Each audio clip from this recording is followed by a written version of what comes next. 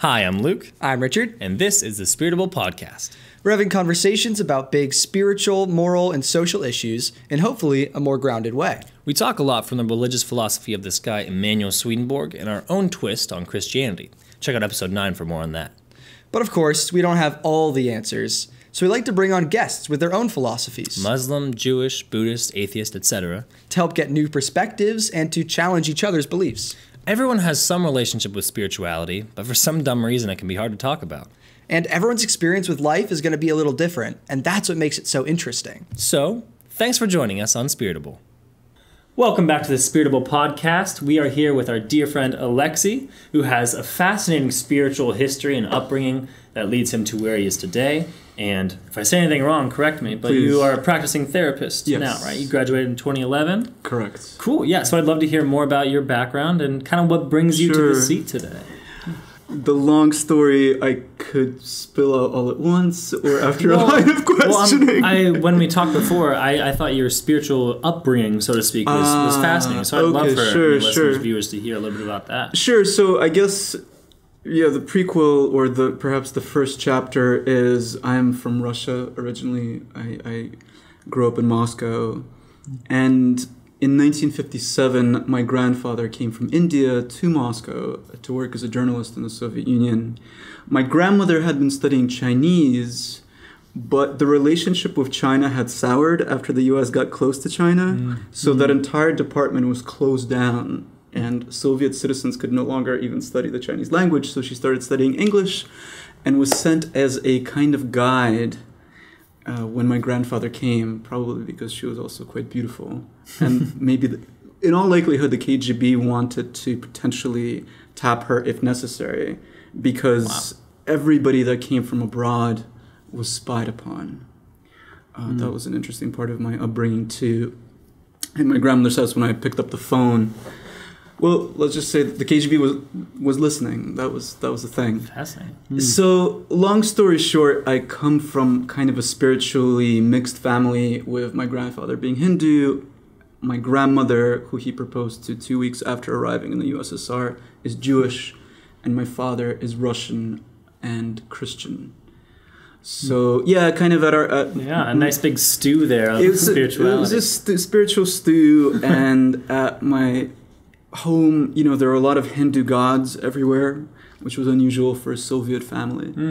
And so did you have my Jewish grandmother would take me to church, and there was kind of one love kind of approach. Did you have periods of time where, like, from 6 to 8 you were Jewish, and then 8 to 9 you're like, nah, I'm Hindu, and then 9 to 12? No, we never talked about those labels at all. Oh, really? Okay. Yeah. So you could kind of not pick and choose, but establish your own view of what you thought independently.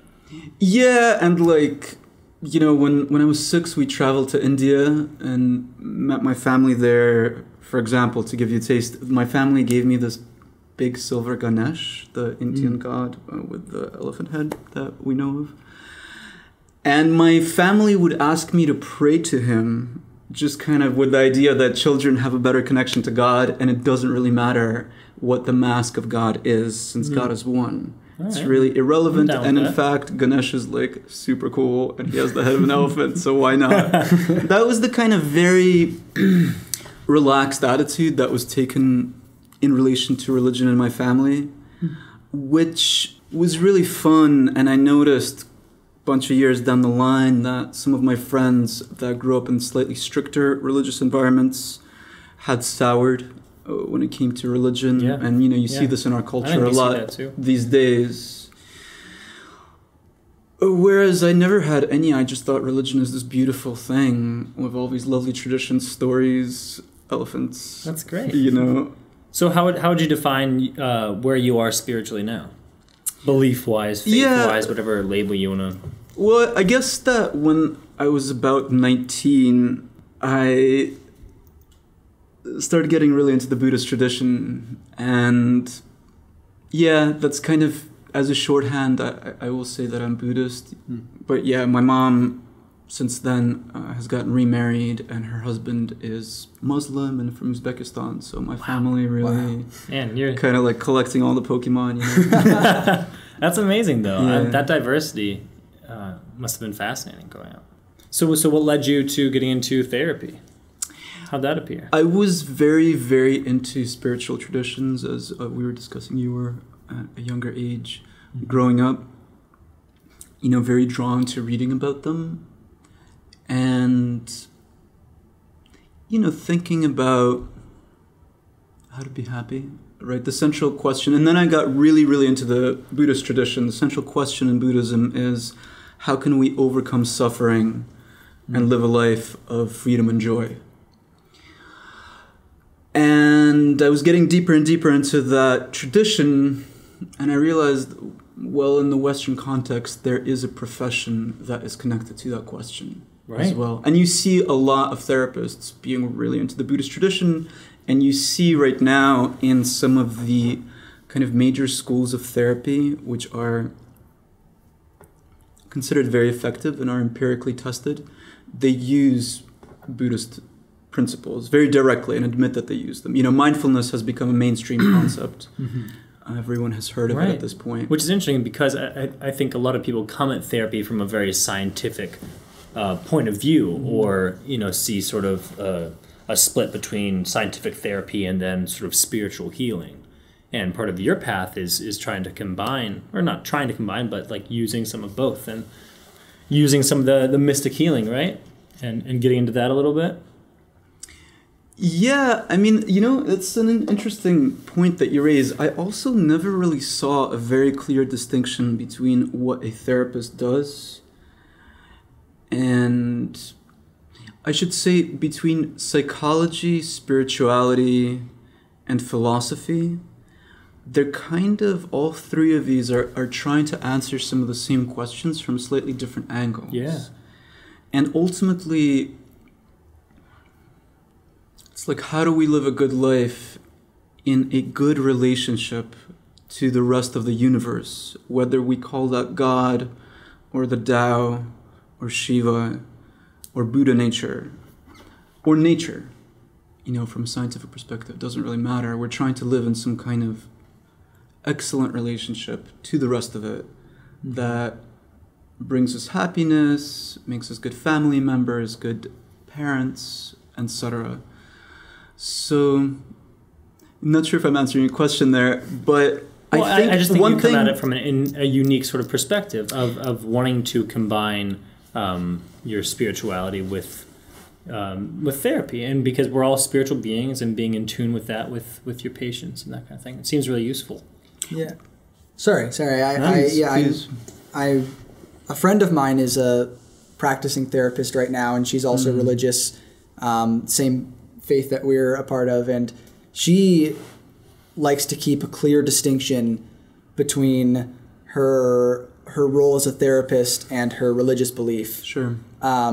Because she thinks, people are going to believe what they want to believe, and it's not fair for her to, as a professional in psychiatry, to push her religious beliefs onto a person, or to insist that her religious beliefs are the scientific, the psychological way to heal. And I see value in that, and I also see value in sort of a more holistic approach, because I think a lot of times the things that plague a person that show up in mental ways, in disorders and struggles of the mind, have a spiritual origin. And so we can combat the symptoms, and oftentimes in combating the symptoms, it lets a person heal enough to combat the spiritual causes. But I think also there's a lot of use in trying to look to those causes and saying, like, okay, well, what spiritual problem, what spiritual battle, or what spiritual injury is bringing about this sort of struggle, right? So I'm kind of torn on that. What is your thought about you bringing religious belief to, like, have you ever brought your religious belief into a therapy session to someone who's non-religious, and in what way do you do that? Oh, sure.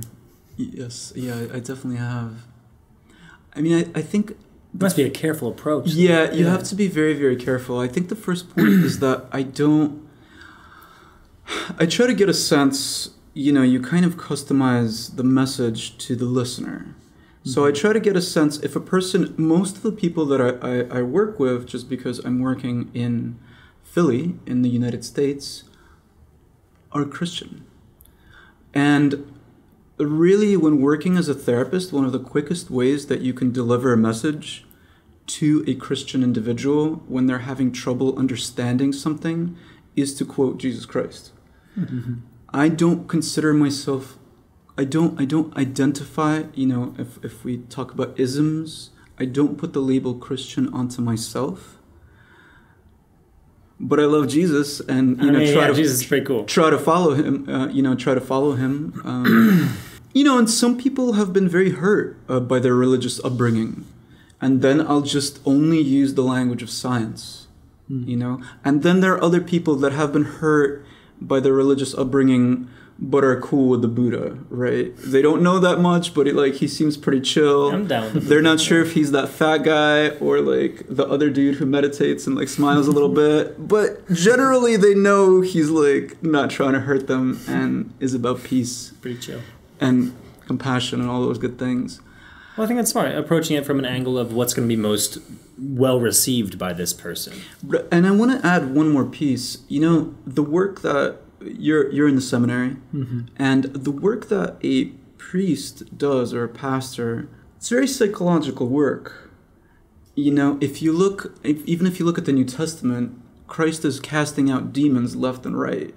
So that is literally, the way that they used to think about mental illness. That mental illness was thought of. And I've worked in a hospital setting. Yeah, sometimes when a person is going through certain difficulties, it does kind of look like they are possessed. I'm not saying that they are. Necessarily. I don't know anything about demons or possession, so I'm not going to speak about that. Oh, he knows. I actually know everything about demons and possession. So, but a priest, after delivering a homily or a mass or a sermon, there's a limited amount of time that they could give to an individual that's really having mental health issues. Because a person who's really depressed, that's a debilitating disease and one of the top 10 killers in the nation, right? Suicide is one of the top 10 killers, and people around my age and around your guys' age, it's the number one killer. So it's a very serious issue. Speaking of killing, there's a massive bug right here. I just noticed, and it's going to distract me if I don't take care of it. No problem. That's terrible. No problem. All right. Hashtag Buddhism. Here we go. It was one of those nasty crickets. I can't do it. All good. All good. I apologize. All good. It's reincarnated already. Not a problem. You nailed it. So I'll see myself out of it. No, it's all good. So, just returning to that point, that was an awesome follow-up to the suicide conversation. Returning to that point, a priest or a rabbi or a mullah or any kind of clergy person doesn't have the resources that a person who has, let's say, major depressive disorder, as we call it, the amount of resources that they need. Because they need at least to be talking to a person for 1 hour a week, at the very, very, very least. And if a priest has a certain number of people in their congregation and they have children, et cetera, yeah, they may simply not have the resources to do that. So as a final kind of addition, I feel like clergy and therapists it's almost like cavalry and infantry. I mean, it's two... they're both kind of warriors on this very, very important psycho-spiritual battle, right? Psyche, spirit. And one more point that I'll make, when psychology entered our tradition in the United States, it entered through the medical model. So at first, only psychiatrists, which are MDs, could practice psychotherapy. As a result, the medical model, because it's based on the scientific method, doesn't have the tools to address spiritual concerns, because the scientific method is only looking at the five senses, only that which can be perceived by the five senses. But which sense is love? which sense is conscience, which sense is guilt. We know all of these things exist, but they're not directly measurable by the scientific method. Mm-hmm. Not to mention, connection to the higher power. Right. And I feel like there was like an aversion to those sorts of things because they couldn't be scientifically measured, or, you can't, like, love isn't proven, that kind of thing. And people wanted to, like, separate religion from different areas of life because they didn't want it to bleed over. But there's so much, spirituality involves everything that we do. Right. So. Yeah, it seems like therapy or psychiatry, the origins of psychiatry, a lot of them seem like they come from a lot of the Age of Enlightenment period, right, which was a very much science versus religion period, and not ever really a science. Well, there were theistic scientists at the time, but the general cultural setting was very much like, this thing science is coming up, and religion feels very threatened by it. Sure. And so it was this real versus thing that I think we've moved away from in a lot of ways in current culture. I don't think we still have sort of like creationists versus evolutionists that still exists, but not to as great a degree. And I think most religious people wouldn't deny science today, especially, I mean, in American culture at least. There's no need to, Yeah. Yeah, I agree. There's really, it's why? Yeah. Well, I'd love to move forward to something else we talked about briefly before, which was this new center that you're in motion of trying to open. Sure. So I'd love to hear about that a little bit, your inspiration for it and what it is. Yeah, absolutely. So I started at a certain point to study this element of science that very fascinatingly to me brings together in an empirically measurable way certain insights that have been discussed by mystics of all spiritual traditions throughout the centuries with the scientific process and with healing. These are the studies being done right now. Probably the premier institution doing these studies right now is Johns Hopkins, which is one of the best medical schools in the world. There are also studies being done at New York University. There are studies being done in England, South America. And in these studies, it's shown that certain plant medicines, such as psilocybin, known more colloquially as magic mushrooms, can heal post-traumatic stress disorder, severe anxiety, and treatment-resistant depression, as well as addictions, at a rate incomparably higher than anything currently offered by psychiatry.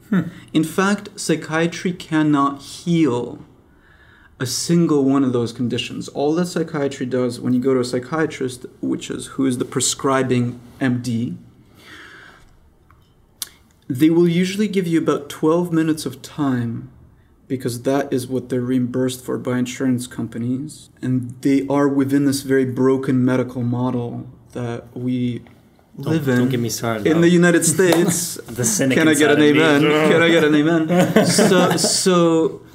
And they will give you something to numb your symptoms. Not that different from the way that alcohol numbs your symptoms, in that these medicines are also highly dangerous and addictive. I would say inferior to the way that cannabis numbs your symptoms, in that cannabis is not addictive. Well, in my unresearched mind, I'm sort of equating using magic mushrooms or cannabis as a treatment, not a long-term solution. But am I mistaken there? Yes. Cannabis... No, that's what I want to hear. Because that's I'm assuming that's what a lot of other people would think too. Sure. So when it comes to weed, let's just call it what it is. When it comes to marijuana, I'm going to call it by a different name. Let's call it weed. When it comes to marijuana. when it comes to medical marijuana, which in our state, in Pennsylvania, we have access to since May 31st of this year. That's mostly treating symptoms.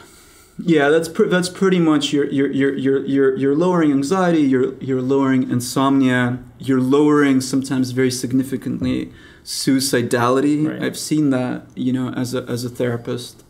But that's different for magic mushrooms? Yes, absolutely. Psilocybin, when taken in the right setting, they always talk about set and setting, where you're taking it. Here, we might have a very bad trip.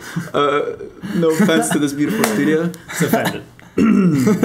But, where the cathedral is, near us, that is an incredible setting, right? A setting of great beauty and just architectural excellence. I'm trying to backpedal after, after messing with your studio. No, you're fine. When taken in the right setting, and this is being studied right now, what exactly is the right setting? It's being studied by the scientific method. Using the scientific method. These medicines cure, they don't treat, they don't suppress symptoms, but the science, emerging from Johns Hopkins, NYU, and other institutions of higher learning, demonstrates that they this is what makes them so exciting to me. They cure treatment-resistant depression, they cure severe anxiety, they cure post-traumatic stress disorder, which of course with the wars that we've been in since 9/11 is a catastrophe in our nation. So to answer your question, they actually cure. The same, I'll just add one more thing, the same can be said for MDMA, which will be coming online in 2021, psychiatrically prescribed MDMA for the treatment of PTSD. MDMA is ecstasy? Ecstasy, okay. Yes. Molly is what I hear people are calling it, sometimes as well. As the cool kids. As the cool kids are calling it. I had no idea. Right, so it's pretty amazing because I think, if someone takes that drug and goes to a club and probably is also drinking alcohol, it's pretty much the worst possible situation. Talk about setting, right? Yeah, it's just the worst. It's a box designed to torture you, essentially, and you might have a fun kind of party experience, but it's not going to cure much. So is this a be in the right setting, take psilocybins, right? Psilocybin, mushrooms, mushrooms, yeah, and then one and done, sort of, or is it like do it 3 times and then see how you feel? Right. Usually, I can speak definitely based on the science for MDMA, max 3 sessions. In the trials that have been done so far, 76% cure. So these are of PTSD. Wow. To give you an idea for how powerful these medicines are. And what sort of so a little bit of research I've done, there's a big thing coming out about like microdosing. Sure. Is that what this is talking about, or is this like major dosages, like ones that would cause like an extreme high? The research is not being that particular research is not about microdosing, but about doses which are large and where, again, to use a colloquial term, you trip. Yeah, which sounds, I think because of the war on drugs and a certain kind of mentality which was created after the 1960s and 1970s, and because some drugs are extremely dangerous and break people's lives, we have a fear and an aversion of these things, rightfully so. You have to be very careful with all this. However, these particular substances are non-addictive, are being carefully scientifically studied. Right. Controlled environment. Within a ethical and loving setting, they, I believe, are leading to a revolution in mental health. That is so interesting. And sorry, go ahead.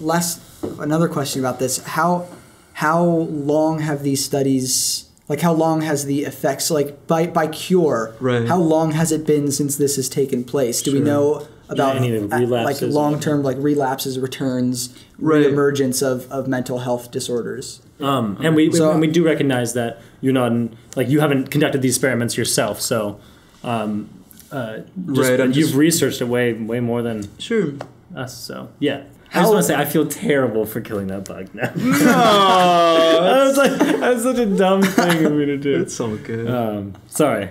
I love your hashtag Buddhism. Jesus loves you. It's all good. We're sinners. Yeah. Some more recently than others. I honestly think it was already dead. Like, it did not move. Anyway. Whatever helps you sleep at night. No, so how recently have these studies been done, and do we know about any, like, what the long term is of that? Is there any sign of recurrence of these mental health problems? Has it been long enough since the study that we even know yet? Yeah, I'll tell you guys what I know. So, in the 60s and 70s, these studies were being done very, very extensively by over 40,000 research participants using LSD. At that time, LSD was not, in the beginning, not a part of the popular culture. It was considered a breakthrough medicine. That was actually the first psychiatric medicine, if I'm not mistaken, that was seen to have really, really, really promising effects. However, well, people were taking LSD, first of all, and doing things that were in very bad settings, where they were going to festivals and all this, and sometimes having very negative reactions. Second, a lot of people... I want to tie it back a little bit. We've been kind of focusing on the mental health side of things. I want to tie it back a little bit to the spiritual side of things. Yes. Because what was happening, and LSD also is in this class of psychedelics, or sometimes also called entheogens, the God within. So what happens with these psychedelics, if you look at LSD, psilocybin or magic mushrooms, peyote, which is, the Native American church kind of uses that, and ayahuasca, which comes from Brazil and is a kind of tea brewed from a particular vine and some other ingredients. When a person takes them, they have a mystical experience. Sometimes. And LSD is included in this. Yes, LSD is included. They have a mystical experience. And, for example, at Johns Hopkins, again, please, I advise people to check the research themselves, because I'm quoting everything just from my head. And, I don't have the data in front of me. We'll give everyone your address at the end of this so they can just come and knock on your door. Everyone, that's right. Big party at my house after the show. So... Sorry, are psilocybin's mushrooms included with LSD? So they're the spiritual psychedelic, psychedelic. Absolutely, okay. Or entheogen, which is a synonym that's sometimes used for psychedelic. So at Johns Hopkins, a mystical experience scale was developed, and what was seen now, this mystical experience scale, that's a self-reported questionnaire, right? And after a person takes these medicines, they and have the experience, they answer the questionnaire, and some of the questions are: did you experience unity with everything? Did you have a sense of all-pervading divine love?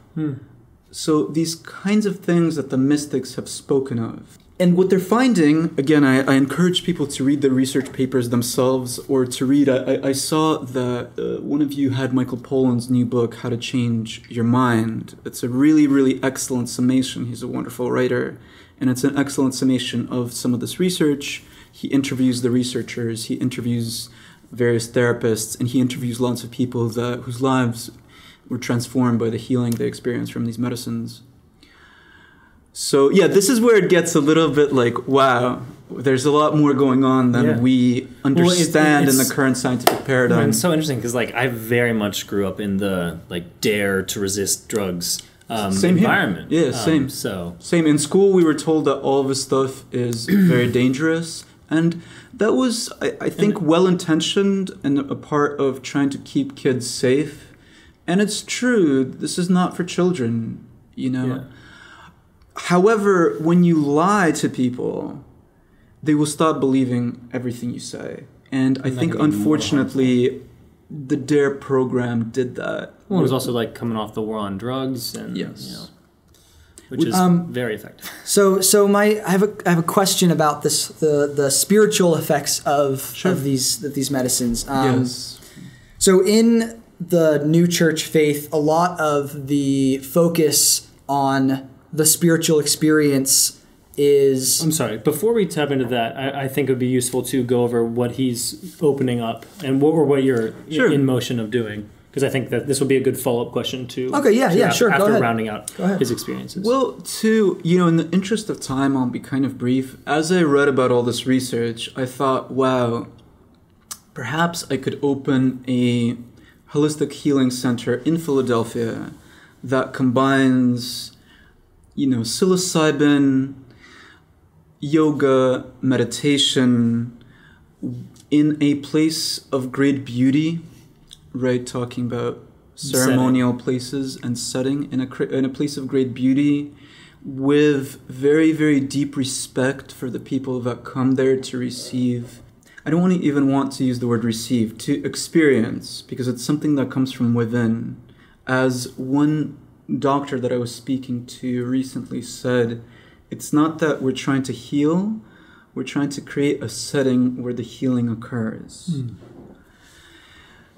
So a very loving place where people are treated as equals. Because what we see a lot of the time, if you have a breakdown and go to a hospital, I've worked in a psychiatric hospital before, or a different kind of program, in this medical model, there's the authority, which is the therapist, doctor, or nurse, and there's the patient. And there's very much a hierarchical relationship there, and there are bare white walls, it's all very clinical, sterile, and the Holy Spirit is not very happy in those kinds of setting, like where's the stained glass?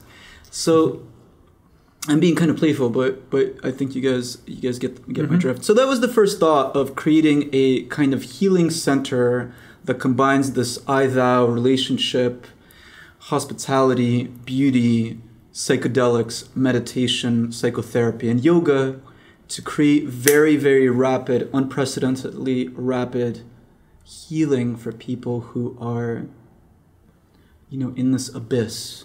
So this dangerous abyss that is depression, PTSD. So how would that work on the realistic level? Like, would you just have, you wouldn't have like a fold-out table full of psychedelics and people just like walk in, pick one, consume. Right. And then they can't bring their own sort of thing. So the idea was to roll this out. The original idea was to roll this out as it becomes legal, right? So it looks like in 2021, MDMA, if the research goes as it looks like it's going to go, the FDA has already said that in 2021, the MDA will receive breakthrough status, and psychiatrists will be able to prescribe it to help individuals, at least with PTSD. Shortly after that, psilocybin, magic mushrooms will also be prescribed. I have heard some people say also 2021. Perhaps it'll take a little bit longer. So I thought of doing this in line with the government allowing it. My idea slightly developed from that point.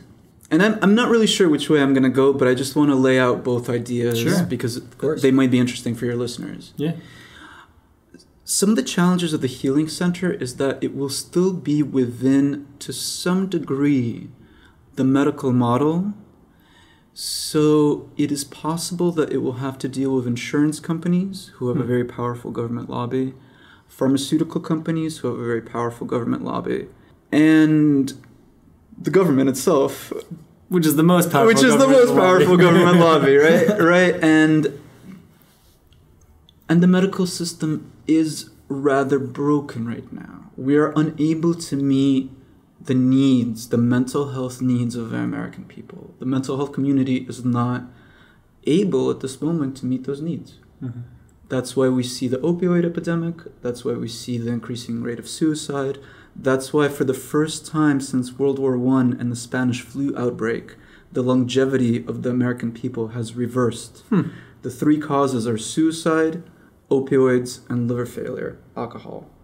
That's a bad sign. Wow. So what I thought could be interesting is to start a psychedelic Buddhist spiritual academy, a kind of, could use the word church, which is woven into the national fabric through the protection of the First Amendment. The founders of a nation said and enshrined the fact that the government cannot legislate when it comes to religious conscience. And already there are 2 ayahuasca churches in the United States that began in Brazil. They're Christian, syncretic Christian churches, which combine the principles of Christianity and a Brazilian tradition called Spiritism. I don't know very much about it, but they believe in spirits, and sometimes people channel these spirits. It's all very groovy. It's a little bit different than what I'm trying to do. But what's interesting is that... It's a precedent. It set a precedent. They went to the Supreme Court, and the Supreme Court unanimously upheld their right to use ayahuasca as a sacrament.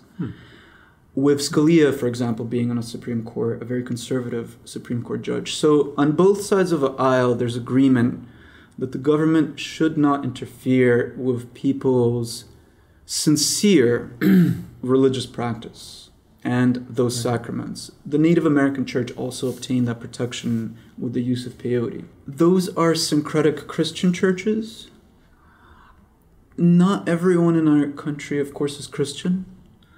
And a Buddhist psychedelic community, I think, could offer a way for people to heal, because often we come to the church or a temple for healing, spiritual healing, to flourish, because we often come because we want to live #our best lives.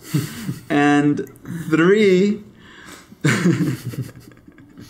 to belong, because we want to have community, we want to have fellowship, we want to be with friends. And what I see right now, folks coming into my office, all the different mental health work I do, and any therapist will tell you this, is that there's a terrible epidemic of loneliness. People used to come to the Christian church or the synagogue and be together. Those traditions are not speaking to everyone right now, and people are a little bit disconnected from those particular traditions, but they still have a need to be together and to connect with something very deep, for which different traditions have different names, but some kind of mystery, right? That's a part of, that's a deep inner need. So this is an idea that I've been working on. So I think that leads into your So asking about this spiritual experience, the new church, healing. The faith that I'm a part of, a lot of its focus on spiritual life is a focus on, first of all, study. It's a focus on process, the work involved in changing yourself, because it's hard to change, and it very much leans away from this idea, like a Christian idea of immediate salvation. I see. Or a more, I don't know whether it's fair to talk about your worldview as a New Age worldview. No, I don't know if that falls under that. I wouldn't use that term. Yeah, I'm not a big philosophy guy. It's okay. It's all good. Okay, so the New Age worldview of like immediate connection, immediate change. So it's very, very process oriented, and that change takes time. Interesting. So that connected with your idea, with these spiritual experiences that people have. Right. So there's I think he's not. One sec. Yeah. There's the mental psychological effect of healing of mental disorder, and then the spiritual effect. Do you see as like a sort of an epiphany moment, a life-changing moment, or a specific moment of time that then the reflection upon that event helps shape a person's life? Do you understand the distinction I'm making there? Yeah, absolutely. That's a really wonderful and very, very important question. Mm-hmm. Briefly, the second is my approach and my belief. You can kind of go up a mountain and have this very remarkable spiritual experience, But if you don't integrate it into your life, it's just like some fancy pictures that you saw, or kind of this rager of a party that you went to on top of this mountain. So what happens, what you see a lot with these psychedelic medicines, is that sometimes people will have these very profound experiences, but if they're not able to integrate them through, I imagine, a very similar kind of process as what you're talking about, because really, you know, the purification of the mind and spirit, that process is very similar in all the religious traditions, I would say. Yeah, if that's not done, then what's really the point? So what I imagine, and that's what happens a lot, I don't like a lot of what is called New Age, because there's very often this kind of like spiritual bypass of just like, we're these happy hippies. I love hippies, and I'm kind of hippie myself, obviously. Spiritual work is hard.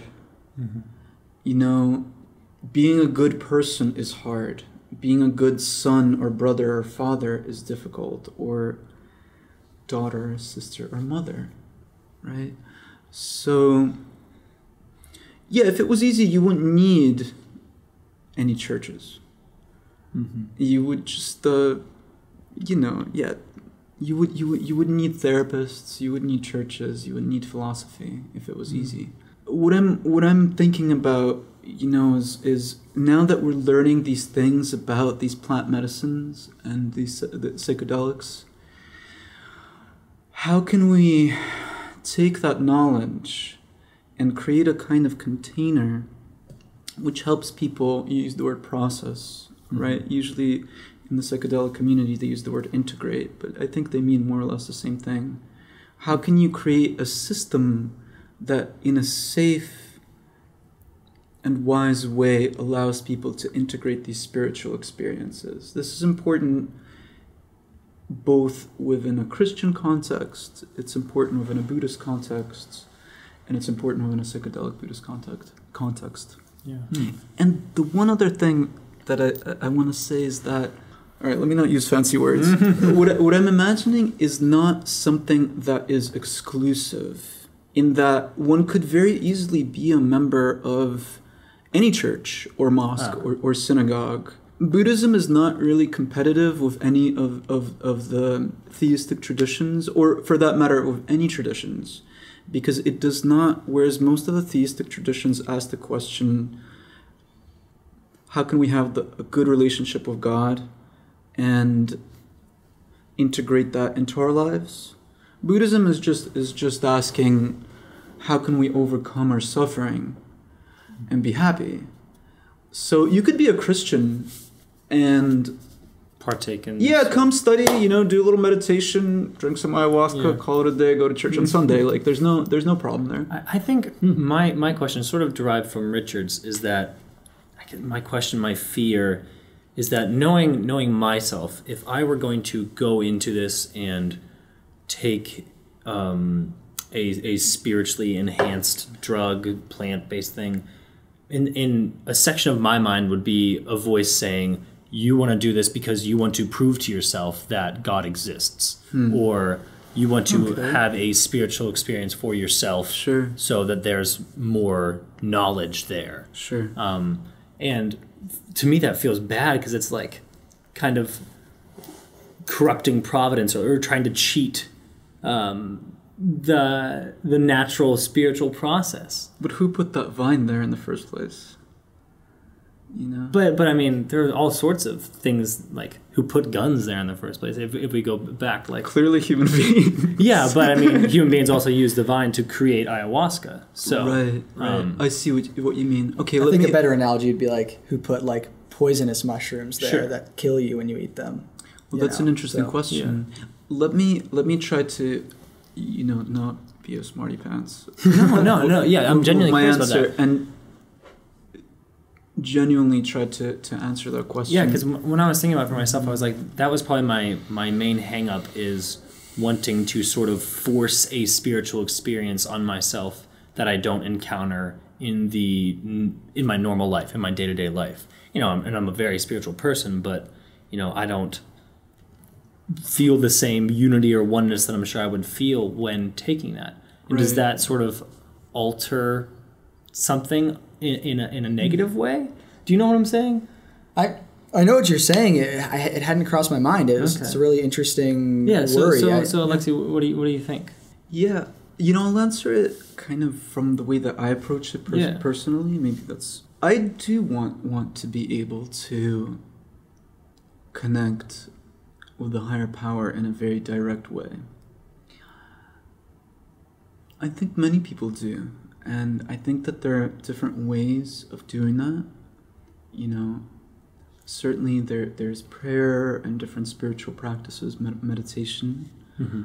And there's also mystical experience that throughout history, including the founder of your church, certain people have had. Why should that mystical experience only be limited to some individuals?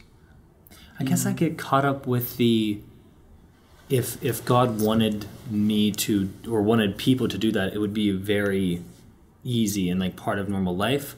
I had that thought, and then I also had the thought of, well, God made it possible, so why don't I go and follow that and go about the steps to take something like ayahuasca if that's there. And I don't know, where the rationality or the good path is between those two. Yeah, so I guess that's my hang up a little bit on a more personal, spiritual level. Yeah, I understand that, and so part of my caution around integration of psychedelics as spiritual practice is, and of course they're not addictive, but sure. When a person is engaging in psychedelics, they aren't, living life. They're not like out in the world. They're not having a job. They're not having a career. Not that a person that takes psychedelics can't hold down a job, but at that moment, Sure. You're right. That came out wrong. It's okay. But so you got that covered. But so I worry. I guess I just worry about it becoming something that is abused.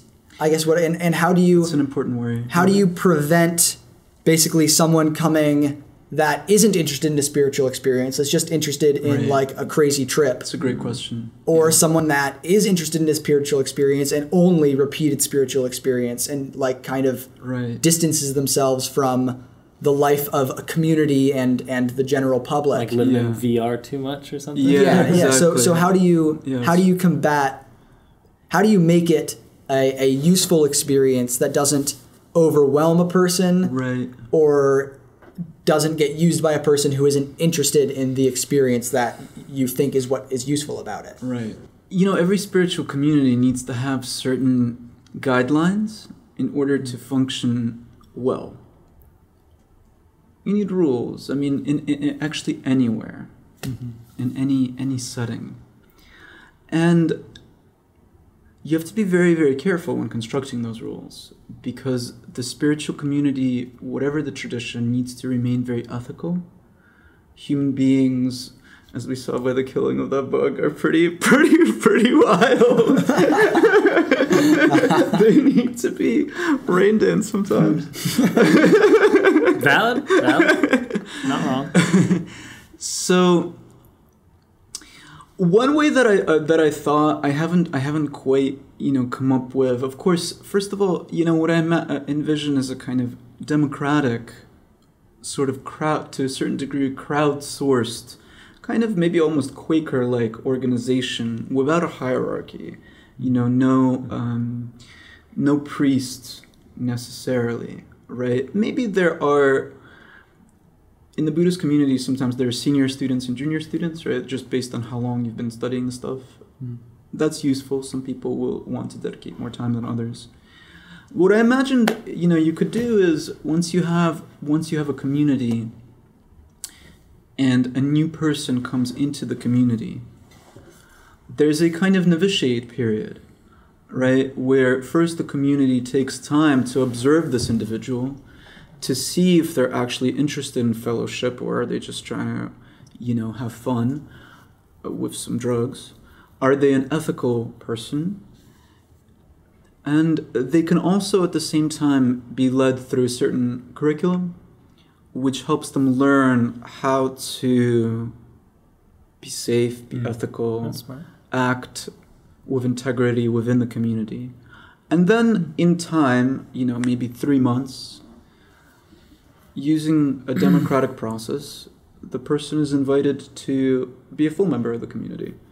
That was kind of the you need to create certain rules. Yeah. So what would a member of a community do for those 3 months if not partaking of these substances? Because it seems like that's kind of the focus of what the community is around. Well, he also talked about yoga and true. Buddhist practices and things like that, right? Sure. So I talked about that more in the context of a holistic kind of medical center. Oh, right. But this is not that different. Again, these are two sides of one coin. So a Buddhist community, usually the way that it goes is that you come and everybody meditates together. Then there's what's called a Dharma talk. It's kind of like a sermon when people give a teaching connected to the teachings of the Buddha and some of the great teachers that came after the Buddha. And then there's quite often a question and answer period. And then everyone drinks tea and chats, right? That's usually, if you go to a traditional Buddhist center, what will happen. And then there will be, kind of study groups, just like Bible study in a Christian community. This would be just the same. So a person would come, meditate, receive teaching, and ask questions, hang out with cool people, hang out with nice people. Nice. There would also, the way that I imagine, be a kind of city center and a country center, or a kind of retreat, right? In the Christian tradition, we call it a retreat center. With the retreat center, people could go there. You would have to think how frequent is healthy and okay, but perhaps once a month or once every 2 months, and together with ceremony, and they would, in a very mindful way, partake of this sacrament together, and then come back to the city, come from the mountaintop to the marketplace, to the job, right, to the family. And in addition to the meditation and the Dharma talks, they would have integration groups or processing groups where they would talk about what they experienced and how that weaves into the nitty-gritty of their lives, how that weaves into washing the dishes, vacuuming the floor, if heaven forbid they have carpets, and, being nice to their wife or husband, and not being driven crazy by their kids, etc. Because ultimately, love thy neighbor, right? It's about community. It's about this nitty-gritty. And with the talk of community and setting, would you imagine that people would do these things like by themselves in like a safe room, or with other people? Like, is it a community all taking stuff together? Yeah. Usually with rituals like that, or with traditions like that, with the taking of these medicines or sacraments, it's done together.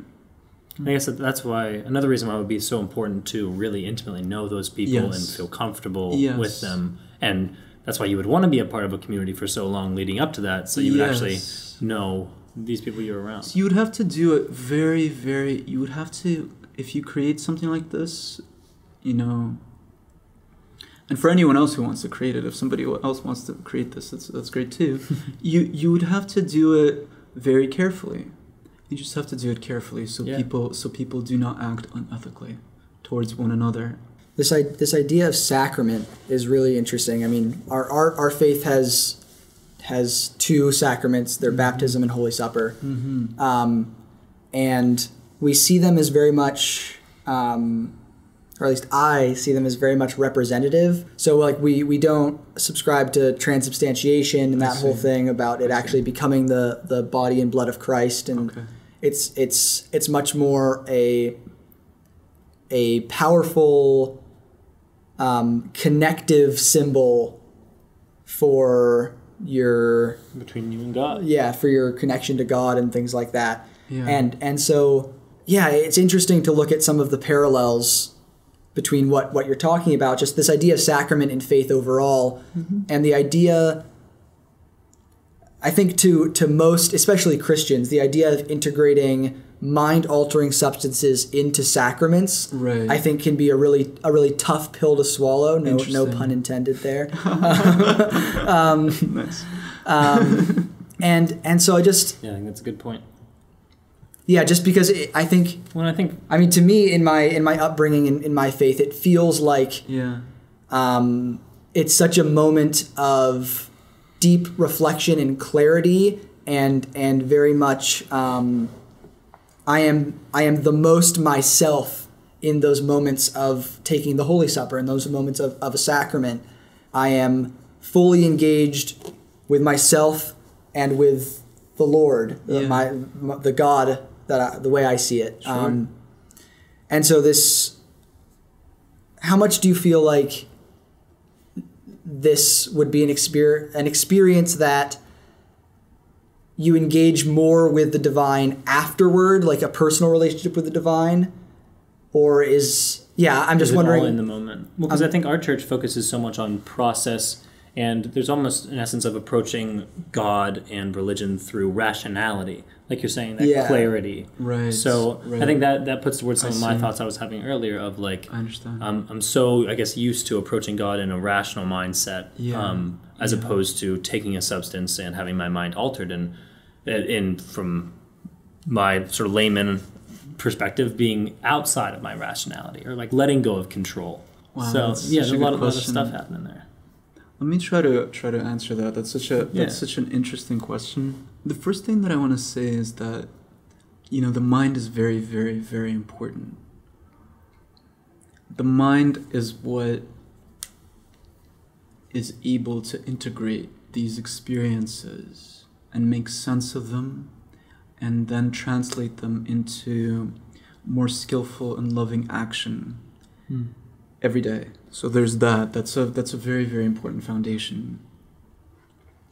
Reason is extremely important. The Buddhist tradition really stresses and emphasizes reason, and a certain kind of skepticism also. Something has to make sense to your reason in order to be followed and practiced, is something that the Buddha taught.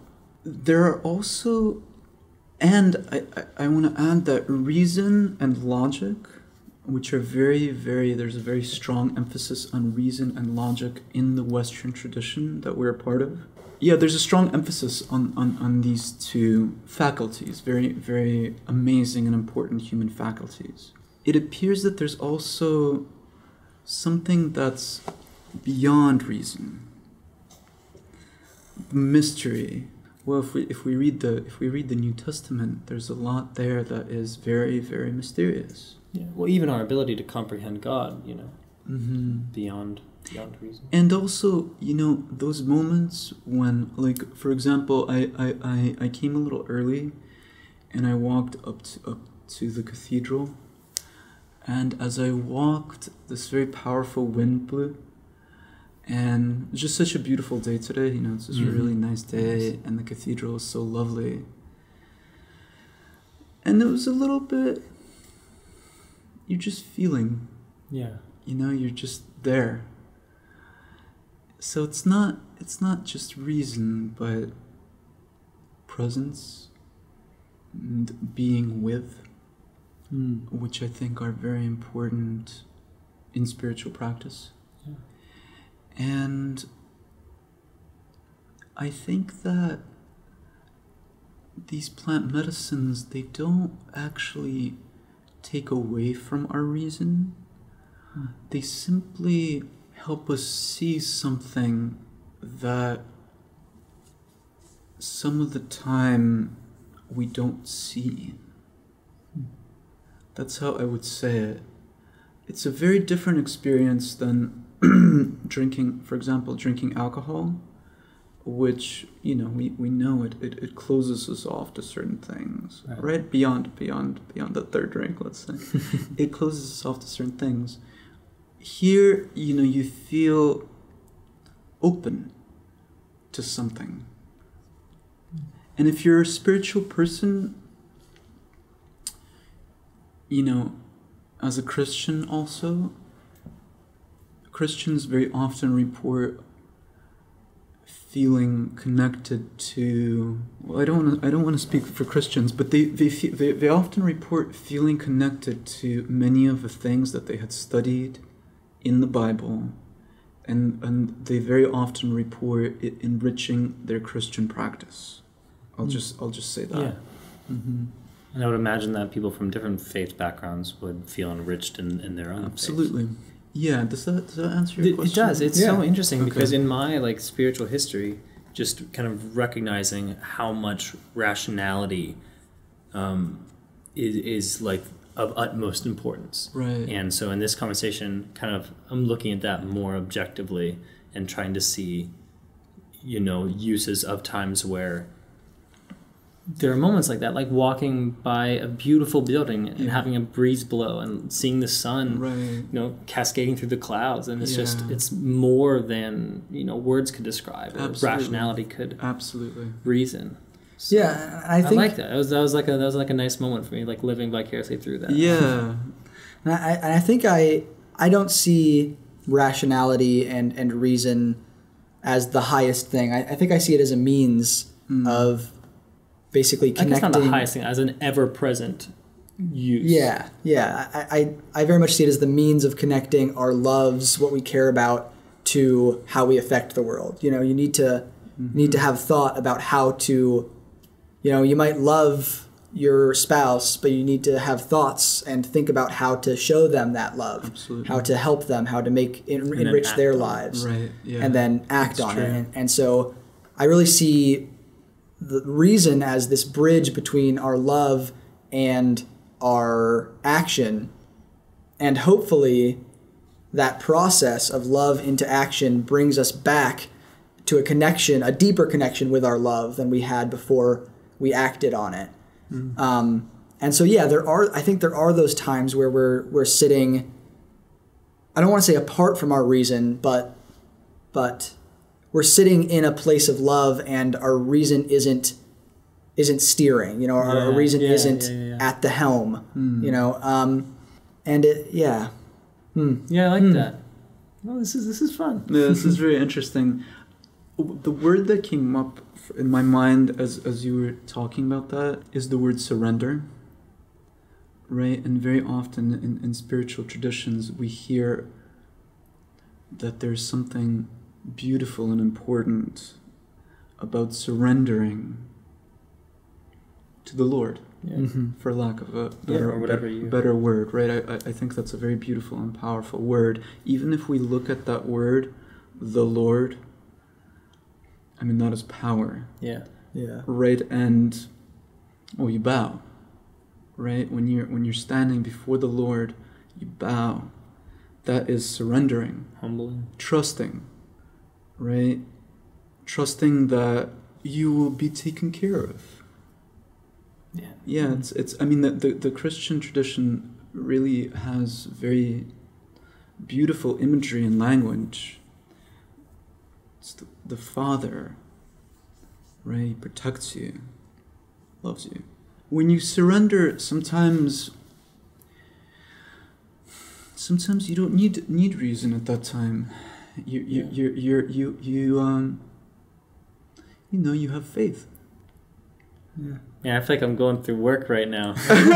No, this is great. This is super useful for me. I just know how many issues I have personally and spiritually around control and rigid, like a rigid sort of control over myself and structure and a lack of surrender and figuring out how to surrender to God or God's will or love's will or whatever you want to call it. So this is good stuff for me to hear. Yeah, I mean, it's important for me to remind myself because we all kind of, we want to be in control.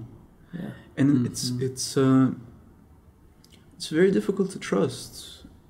I mean, the world is kind of scary. We are kind of like children, right? The universe is very vast, and as much as we think that we've gotten some kind of understanding of it, always more. The more we learn, the more it's like, wait, what? Like parallel universes, string theory? I don't even know what you guys are talking about anymore. You know, it's just so complex that it starts once you go to a deep enough level of knowledge, even logic starts breaking down. You know, it's like the laws, Newton's physics begin breaking down. And it seems through these studies of psychedelics that it seems like there's very little that we know so far. Yeah. Science, I mean, if we think about it, all of science is only 500 years old. That's nothing. That's not that many generations. Yeah. It's just not that many generations, right? So we are sitting here right now. I knew my great-grandmother who was born in 1899. Then there's my grandmother who I know, and my mom, myself. Let's say that I have children and know my grandchildren, right? That's 8 generations that I will know. I've heard that. Well, I'm not a math guy, so I'm not going to do the math. But even those 8 generations, 1899 when my great-grandmother was born, and right now it's 2019. That's already a fifth of all of science. Yeah, it's interesting. Yeah. Oh, I like that. It's very there's so much to learn. in a way. Yeah, it's very humbling. Yeah. Forget who said this quote, but somewhere in, I think in the mid to late 1800s, there's someone that is famously quoted as saying, "Everything that could be discovered has already been discovered." Right. And this was like before flight, before so much of what the modern world is today. Right. I think we often think this idea of control, think we have it figured out, and then things drastically change our perception of reality. Right. I mean, like, if you imagine someone from 100 years ago looking at this studio, right? You know, or looking at one of our phones. Or the possibility of our grandkids being able to take a vacation to Mars is, there's a likeliness of that. It's weird. And the whole time you're talking about it's wild. And I do agree that the more we learn, the less we realize we know. And there's just such a vastness to everything. Right. And this conversation has really opened that up to me a little bit more than I typically think of in my normal day. Right. So this is a refreshing change of mental pace for me. That's cool. Yeah. So I feel like this is a good time as any to wind down. Yeah, thank you so much for coming on. Thank you for sharing your beliefs. Yeah, thank you. I mean, thank you for inviting me, actually. This has been really, really fun. Yeah, this has been a fascinating conversation and one I don't have often, so really welcomed. I'm so glad. And yeah, I really like, I really love the Christian tradition very much. And I always really enjoy talking to people within the Christian tradition. I find it so beautiful and meaningful and inspiring. I'd love to just get your thoughts on, part of the reason that I reached out to you is I got interested in the whole subject when I was reading. Yeah. You called me out for having earlier Michael Pollan's book, How to Change Your Mind. That's right, yeah.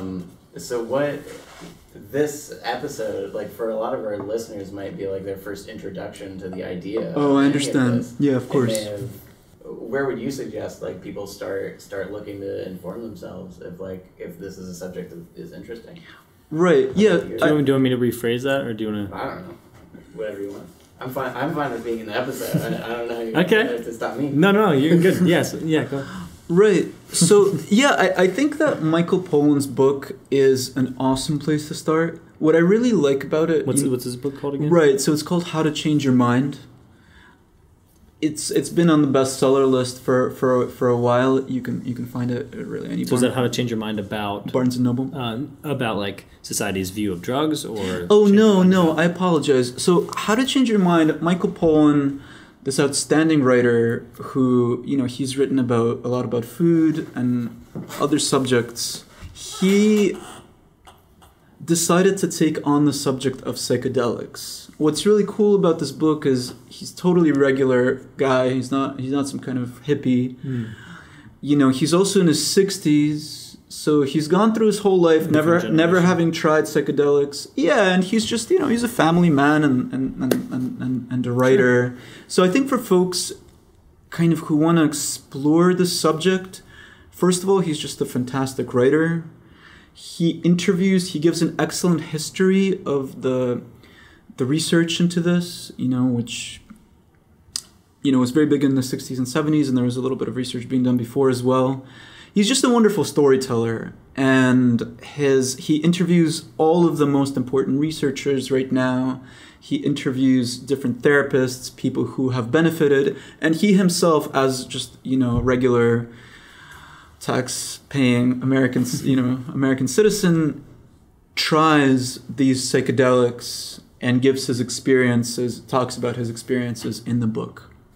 So I think that for folks that, to whom this kind of information is new, because yes, we have been taught that, you know, drugs are drugs. All drugs are drugs, and all drugs are bad. And all drugs are bad.